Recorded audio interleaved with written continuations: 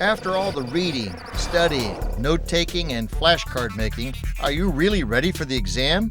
Try this. If you're able to explain it to someone in layman's terms, then you know the concept. And if I can do that, I feel like I know, that I'm going to perform well on the test. If I can teach other people what I had learned, that helps me understand it so much better and retain that knowledge. So what do? Do you explain it to your roommate? Yeah, I try to explain it to my friends, my roommate. I'll even sit there and talk to myself and explain it to me. And if I know I can put it in plain English to myself even, then I know I have grasped it. If it's a class that's abstract, then you need to understand concepts and repeat them out loud to yourself so that you know that you understand. And if there's something that's particularly challenging that I have to talk through, I talk out loud to myself until I can say it in a cohesive manner, and then I'll go and repeat it to a friend of mine who's really not interested, but they understand that's how I learn, and so they'll allow me to repeat it to them.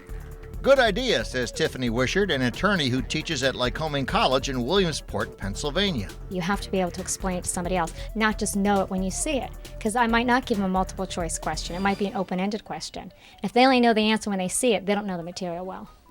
It's exam day in her class. Her students are about to find out how well they really know the subject. I think they need to not just read the material and then come to class and review it and say, yeah, I recognize that. Oh, I remember this. I'll know it for the test.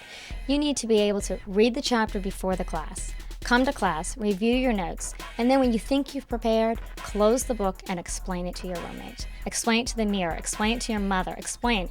And if you can explain it, you'll do well in the exam. If you only do well because you look at it and you say, oh, I remember that, now I remember it, you're not going to do well in the exam. In summary, remember these learning points from this section. Explain the subject to someone. Talk out loud to yourself.